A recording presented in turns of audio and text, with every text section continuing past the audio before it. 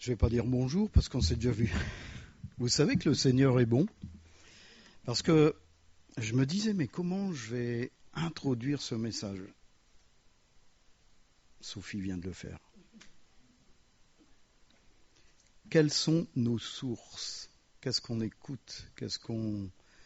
Et c'est vrai qu'on est dans un monde où malheureusement des voix dilettantes, mais qui se rapprochent énormément de la parole de Dieu, nous emmènent des fois dans des chemins incroyables.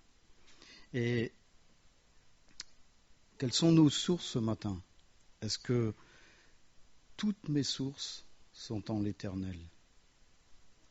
Et c'est un verset qu'on trouve en Psaume 87, verset 7, le dernier verset.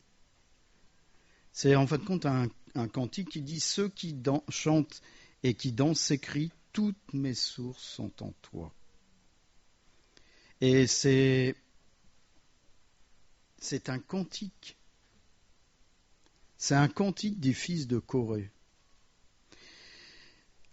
Ils sont venus pour adorer l'Éternel. On peut s'imaginer qu'ils ont dû faire un déplacement à pied d'une longue distance. Et ils sont dans la présence de Dieu. Et ils s'aperçoivent, alors qu'ils sont dans l'adoration, que toutes leurs sources sont en Dieu.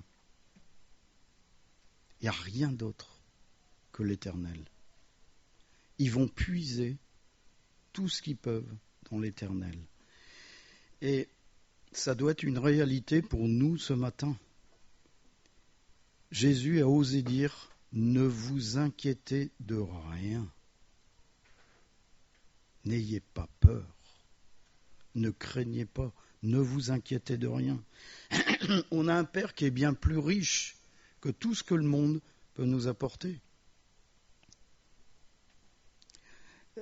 Parce que quand on regarde le monde et quand on lit la Bible, on s'aperçoit que le message de la parole de Dieu ne nous amène qu'à du bien.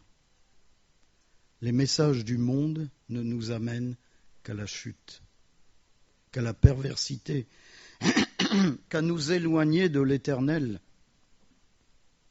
Alors ce matin, la question qu'on doit se poser, où sont mes sources ? Où vais-je puiser ? Et l'Éternel répond à tous nos besoins spirituels, intellectuels, affectifs, physiques, il répond. Et il y a Jésus qui s'est attardé à un moment donné parce qu'il voyait qu'il y a un truc qui n'allait pas. Il disait en chapitre 6, Matthieu chapitre 6, il dit « Regardez les oiseaux du ciel ». En fin de compte, ils ne s'occupent même pas de leur nourriture. Ils ne s'occupent même pas de leur avenir. Je vous le dis de façon littérale. Dieu leur donne tout. Dieu leur donne tout. Ils ont de quoi se nourrir chaque jour de leur vie, parce que c'est l'Éternel qui pourvoit. Parce que Dieu pense à eux. Et Jésus leur dit, mais regardez aussi les lys. Regardez les lys. Personne n'est là pour les arroser. Personne n'est là pour leur mettre de l'engrais.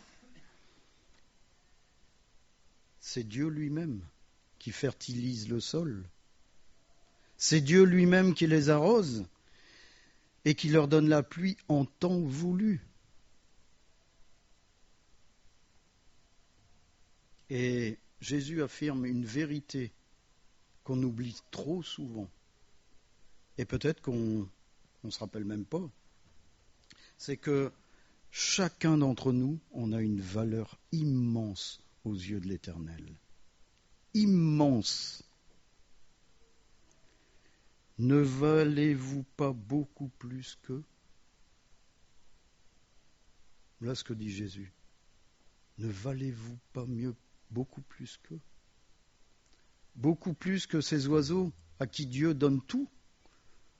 Beaucoup plus que ces lys à qui Dieu donne tout ? Vous valez beaucoup mieux.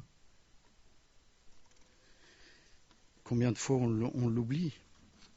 Et Jésus continue en affirmant, « Votre Père céleste sait que vous en avez besoin. » Il sait, lui. Alors comment on pourrait se dire, mais comment Dieu ne pourvoirait-il pas à nos biens, à nos besoins? Il y met quand même une condition. Il y a une condition. Parce que Jésus va conclure ce discours en disant « Cherchez premièrement le royaume et la justice de Dieu, et toutes ces choses vous seront données par-dessus. » En Matthieu, chapitre 6, verset 33. « Cherchez premièrement le royaume de Dieu. » Quelles sont nos sources ce matin? Où vais-je puiser? On discutait avec Arlette cette semaine du fait de garder les yeux sur l'Éternel. Beaucoup tombent, beaucoup chutent, beaucoup sont malades, je vais dire de façon dépressive, parce qu'ils commencent à regarder leur nombril. Parce que quand on regarde son nombril, on baisse la tête. Et toutes les choses du passé, elles passent au-dessus de notre tête et elles se mettent devant nous. Si vous levez la tête et vous regardez Dieu, les choses du passé ne peuvent pas revenir. Et vous êtes victorieux. C'est la façon de puiser les sources en l'Éternel. Levez la tête. Je termine cette prédication en citant le dernier verset du psaume 110. Je peux même y aller. Il boit au torrent pendant la marche, c'est pourquoi il relève la tête. Psaume 110, verset 7. J'ai eu une discussion avec quelqu'un la semaine dernière au téléphone, qui a duré très longtemps, et je lui ai dit, c'est parce que tu ne vas pas au milieu du torrent. Tu es sur le bord. Ah oui, tu regardes, tu baisses la tête et tu regardes le torrent, et tu te plains. Et tu te plains parce que l'Éternel n'agit pas. Mais comment l'Éternel peut agir si je ne me mets pas au milieu du torrent? Je vous l'ai déjà dit, David est allé au milieu du torrent pour aller chercher ses 5 pierres. Et ce verset dit, mets-toi au milieu du torrent et tu relèves la tête. Quand on dit relever la tête, ça veut dire relever la tête avec la victoire. La victoire sur toute chose. Si mes sources sont étrangères à celles de l'Éternel, je vais baisser la tête. Si je prends des sources du monde, si je prends des sources qui n'ont rien à voir avec la parole de Dieu, je baisserai la tête. Parce que tout va m'envahir. C'est ce que je disais à ce frère. Mais je lui disais, tu as constamment la tête baissée. Et gloire à Dieu, il relève la tête depuis peu. Et il voit l'Éternel agir dans sa vie. Comment pensez-vous que Moïse parlait bouche à bouche avec Dieu? C'est parce qu'il avait constamment la tête et les bras levés vers l'Éternel. Ses sources, c'était l'Éternel lui-même. C'est pas la religiosité. C'est pas le petit chapitre de la parole de Dieu que je lis qui va faire que ma vie va changer. C'est Seigneur. Il n'y a que toi aujourd'hui qui puisse agir.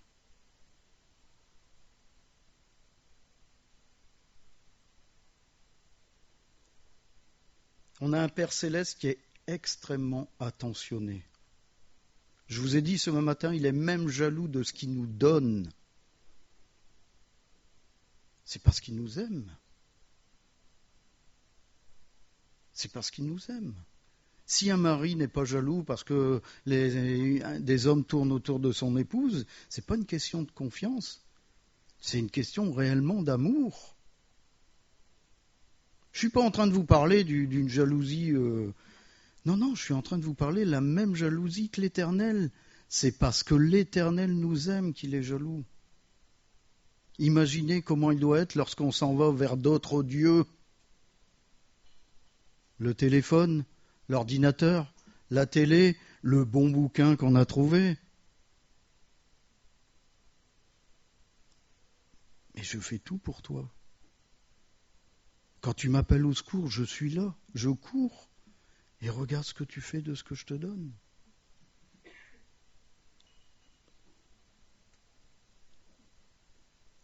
Et Jésus nous dit, adresse-toi au Père de cette façon.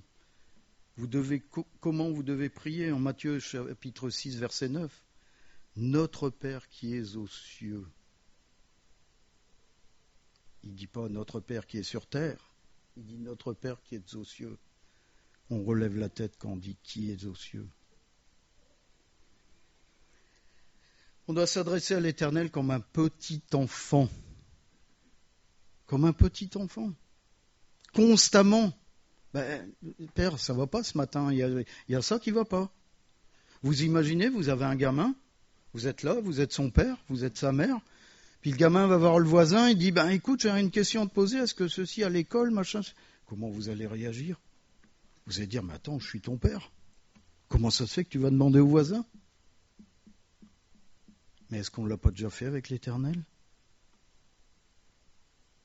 Est-ce qu'on n'a jamais eu dans notre vie cet agissement? Et puis on va se tourner vers d'autres sources qui vont nous donner un autre message. Et ça va nous emmener encore plus loin dans la bêtise, plus loin dans les ennuis. Alors qu'il suffit simplement de lever la tête et de dire, Seigneur, c'est à toi maintenant d'agir. Vous imaginez, je vous ai dit la semaine dernière que Moïse, il est allé dire à l'Éternel, mais attends, repens-toi de ce que tu as voulu faire mourir ton peuple. Il dit ça à l'Éternel. Vous ne trouvez pas que c'est du culot? Mais pourquoi il osait le dire?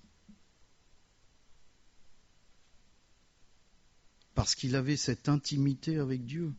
Parce que ses sources étaient l'Éternel lui-même. Il n'y en avait aucune autre. Il pouvait se permettre de dire à l'Éternel. Et ce qui est incroyable, comme je vous ai dit la semaine dernière, c'est que l'Éternel s'est repenti. Alors qu'il était prêt à bazarder son peuple, c'est-à-dire couper, faire mourir tout son peuple et recommencer une nouvelle génération avec Moïse. C'est-à-dire tout ce qu'il avait dit à Abraham, il coupait. Moïse lui dit, mais attends, tu peux pas. Tu peux pas revenir sur ce que tu as dit. Il faut te repentir de ce que tu as dit. Comment on peut en arriver là?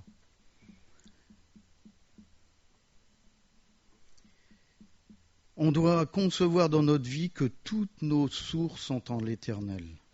Toutes nos sources. Il n'y a rien d'autre. Si on commence à aller voir à droite et à gauche, c'est ce qui a été dit ce matin. On va entendre les petites voix qui vont nous empêcher d'aller en haut de la montagne. Et puis on va se retrouver ailleurs. Jésus a dit, sans moi, vous ne pouvez rien faire. C'est pas moi qui vous le dis, c'est la parole de Dieu, c'est Jésus lui-même. Sans moi, vous ne pouvez rien faire. Pourquoi aller chercher ailleurs nos sources? Pourquoi?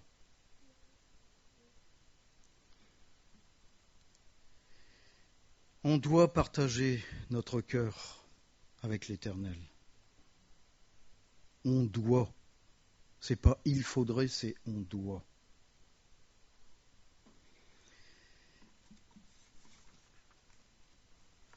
Il connaît nos problèmes.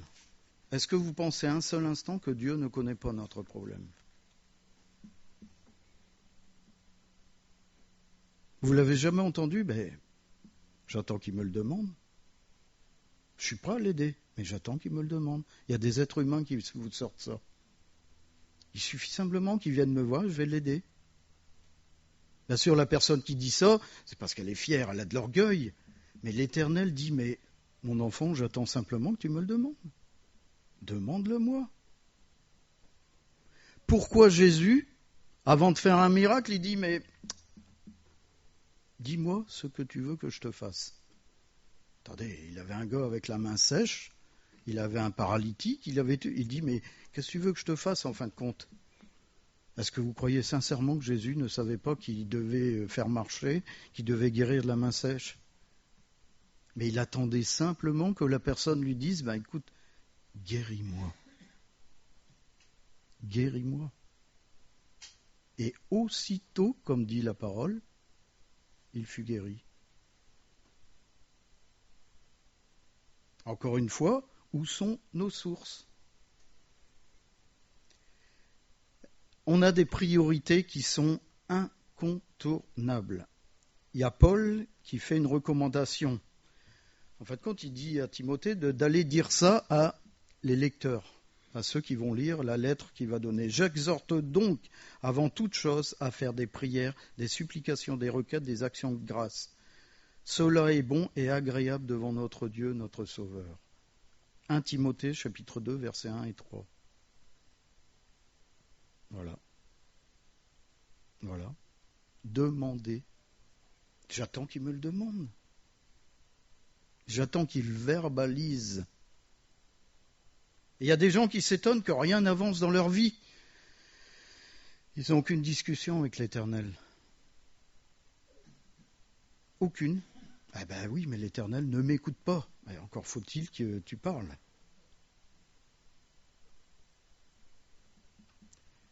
La prière et l'action de grâce doivent être le commencement de toute chose. Je vous ai dit ce matin, la première chose qu'on fait en se levant, c'est quoi? On allume la radio, on allume la télé, on allume son portable, on regarde si on a eu des messages cette nuit de nos amis qui sont en train de dormir. Je vois que beaucoup de gens rient. Mais quand on regarde le monde fonctionne comme ça. Est-ce que moi, le matin, je me réveille et je dis merci Seigneur parce que tu m'as gardé cette nuit. Merci Seigneur parce que je peux me tourner et me lever. Est-ce que je le dis?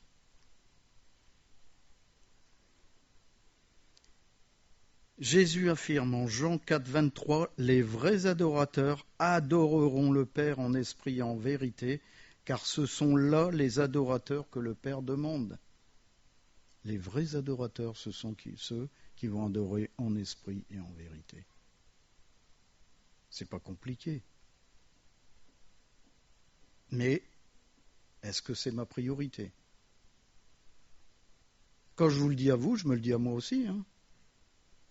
Il y a toujours quelque chose qui va faire qu'au dernier moment, j'ai pas trop le temps parce que ceci, parce que cela.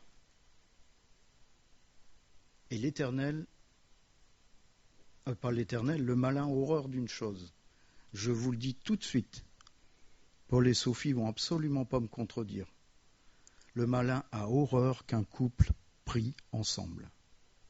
Il fera tout pour détruire ces moments de prière. Tout. Il mettra tout en œuvre. Et c'est là où il faut apprendre à résister. Et quand on résiste, on devient des piliers dans l'Église. Des piliers de prière, des piliers d'intercession. Mais il faut résister.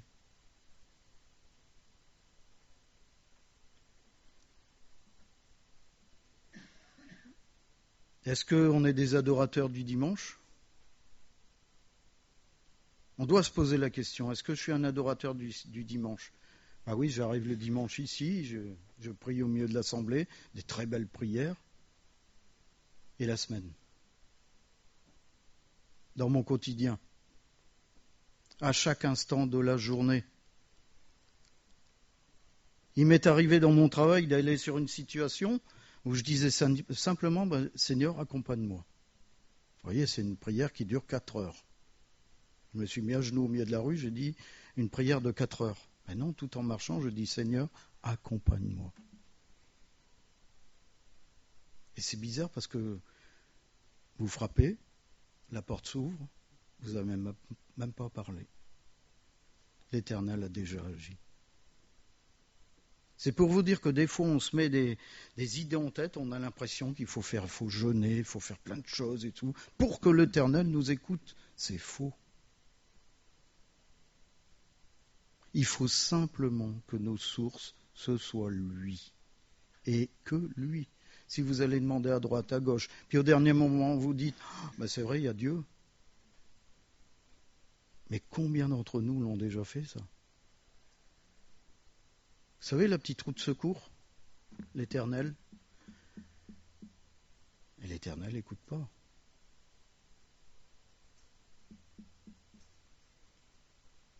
Et c'est incroyable parce qu'on a parlé d'anges ce matin, mais quand on pense que les anges dans le ciel adorent l'Éternel, sans cesse, et nous-mêmes, on va passer à cette adoration pour l'éternité. Alors pourquoi ne pas commencer maintenant ? Pourquoi pas adorer l'Éternel maintenant ? Pourquoi pas chercher nos sources en lui ?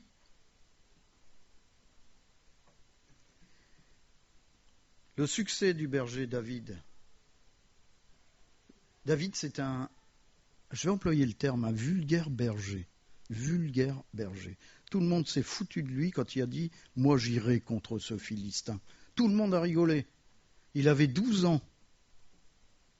Je ne vais pas dire sa hauteur, parce que la dernière fois, il y a Alain qui s'est foutu de moi.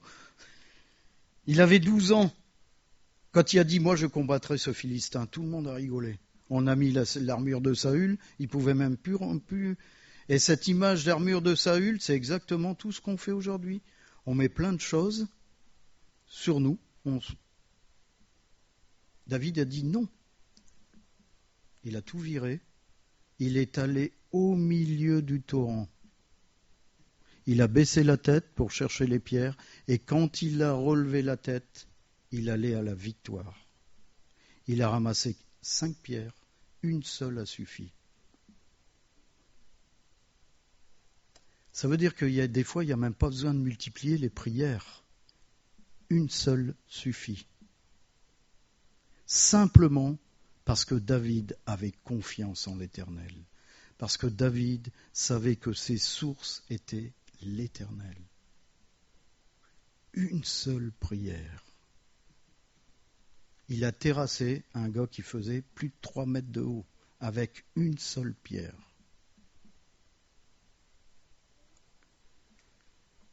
Il n'y a eu aucune formation. On l'a nommé roi, il n'y a eu aucune formation.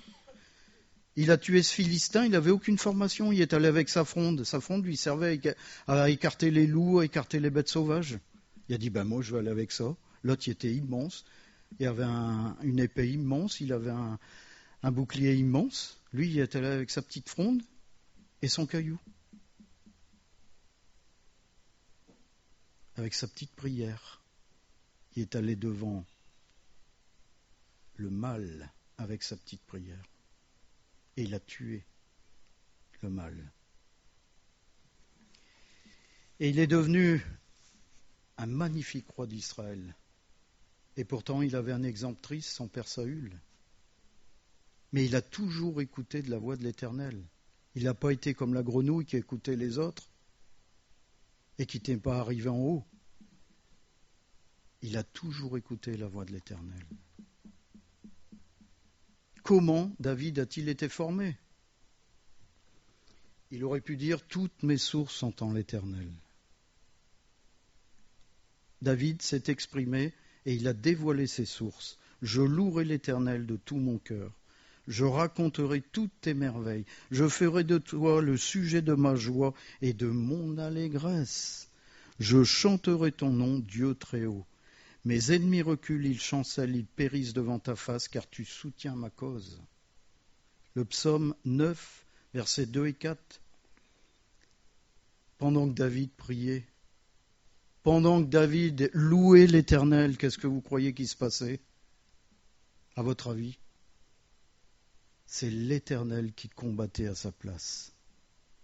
C'est l'Éternel qui faisait périr les ennemis. Alors que David était à genoux en train de louer son Dieu. C'est pas formidable ça ? C'est pas incroyable? Vous imaginez, vous êtes dans un coin d'une pièce, il y a des choses terribles qui risquent de vous arriver, vous prenez un temps, un tout petit temps pour louer votre Dieu. Et pendant que vous êtes en train de louer le Seigneur, lui s'occupe de ce qui vous dérange. Et de façon magistrale. Parce que vos sources sont l'Éternel. Parce que vous ne regardez pas vous, mais vous regardez l'Éternel. Vous avez la tête levée. Parce que le pire de tout, c'est quand on baisse la tête, on se voit. On voit notre tristesse, on voit nos malheurs, on en voit qu'on est le plus malheureux de la terre. Alors que si on lève la tête, c'est merci Seigneur, parce que je suis en toi, parce que je puise en toi. Quand vous relisez toute l'histoire de David, vous imaginez par quoi il est passé, obligé de se sauver, il avait une armée à ses trousses. Saül, son père, qui voulait le tuer. Il a toujours été sauvé, toujours été protégé. Même l'Éternel lui a donné le moyen par 2 fois de tuer Saül. Il a coupé une partie du manteau de Saül.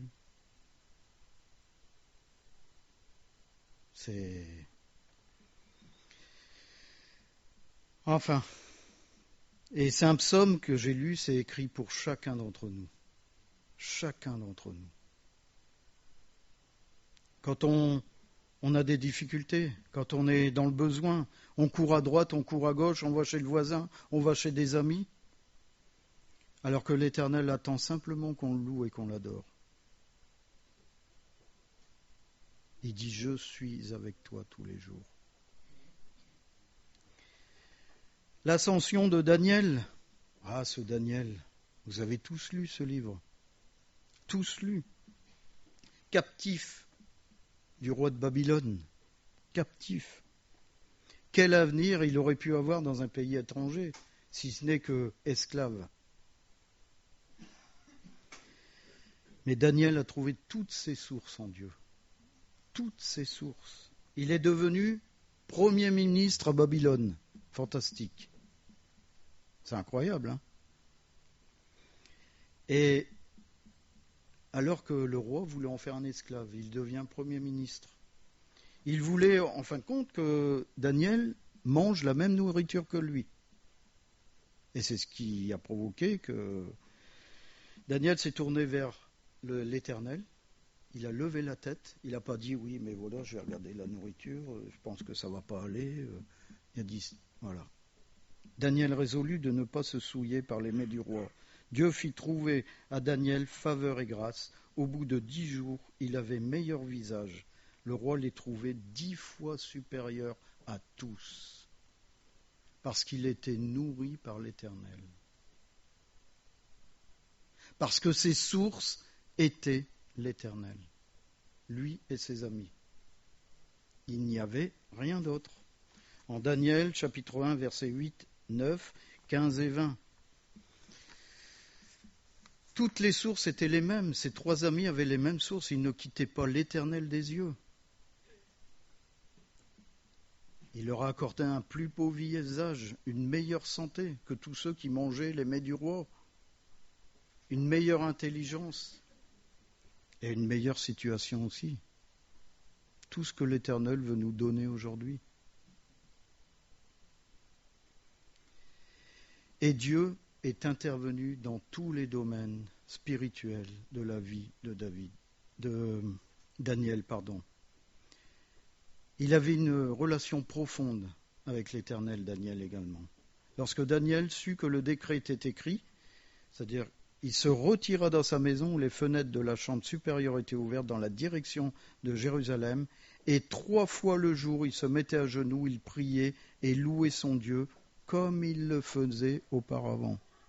Parce que le roi avait demandé d'adorer, et tous ceux qui n'auraient pas adoré, voilà, ils seraient tués. Et Daniel y a dit, je vais adorer mon Dieu. Et il adorait son Dieu.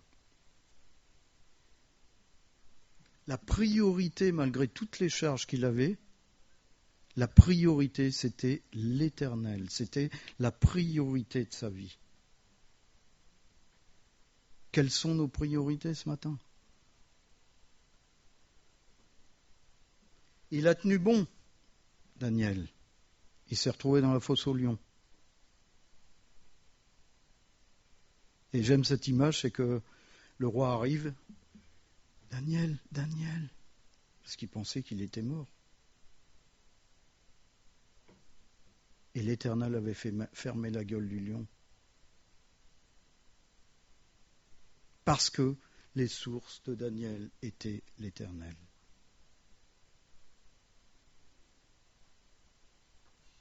Parce qu'il louait l'Éternel. Et là, on voit ici principalement la puissance de la louange, la puissance de l'adoration. Dieu avait vu le cœur de Daniel. Il savait que quoi qu'il arrive, il était prêt à mourir pour son Dieu. Et Dieu est intervenu. Et ça, c'est écrit pour chacun d'entre nous. Pour chacun d'entre nous. On doit vivre la communion avec Dieu dans la prière. On doit vivre la communion avec Dieu dans l'adoration. Chaque jour. C'est pas quand on a le temps. C'est pas quand on a un peu plus de temps. C'est quel que soit le temps. On passe du temps avec l'Éternel. On prie. La vie, elle est certainement pas facile. C'est pas moi qui vous apprends quelque chose ce matin. La vie dans ce monde n'est pas facile. L'ennemi est au quotidien à chaque coin de rue. Prêt à détruire les couples dans une église en premier, mais les individus séparément, il est prêt à les détruire. Alors qu'on a un Dieu riche en bonté, qui attend qu'une chose, c'est qu'on lui adresse la parole. Il boit au torrent pendant la marche, c'est pourquoi il relève la tête.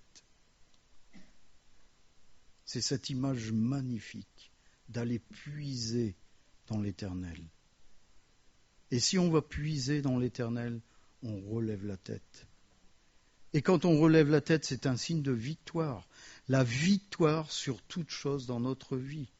Sur le pire des péchés, sur la pire des addictions. Parce qu'on fixe les yeux sur Jésus-Christ. C'est important. C'est important. Vous avez des gens qui ont des addictions. Ils suivent un traitement. Dès qu'ils sont une journée ou même 2 jours sans prendre leur traitement, bing, patatras, ils retombent. Nous, l'Éternel, du jour au lendemain, peut enlever cette addiction. Demandez à José, il vous le dira. Du jour au lendemain. Simplement garder les yeux sur l'Éternel. Simplement puiser dans l'Éternel. On bricole tous les jours. Tous les jours, on bricole. On fait des petits trucs, voilà, on essaye. Des trucs, quand je parle des petits trucs, c'est quelque chose de religieux, quoi. Et si Daniel avait fait ça, et si David avait fait ça, ils ont eu la victoire parce que constamment, ils puisaient leur source en l'Éternel. Vous voulez avoir la victoire ce matin? Puisez constamment dans l'Éternel. Constamment.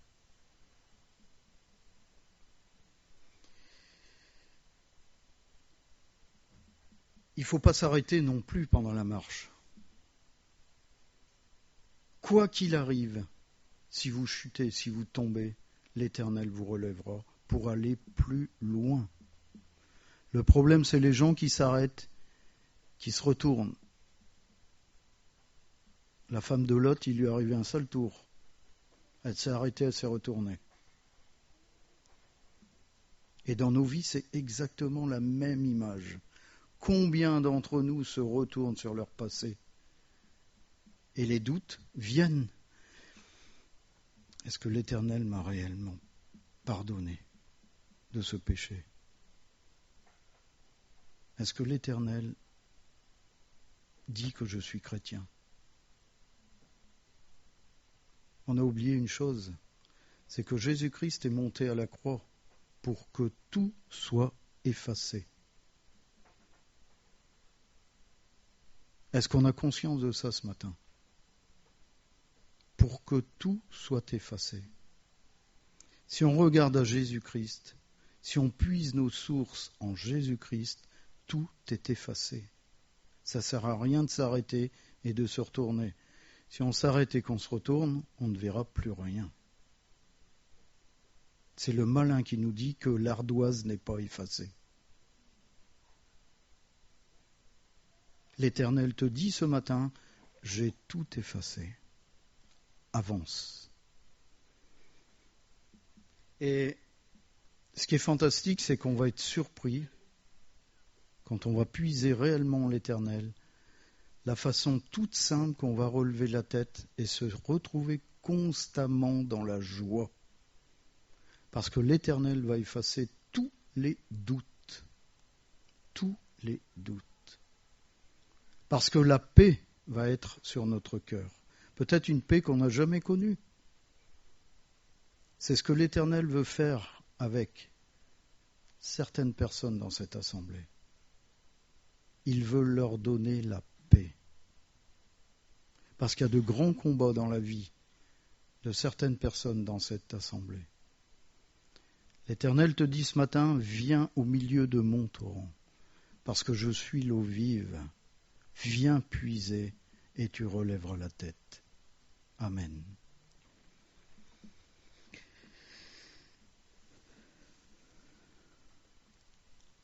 Merci Seigneur parce que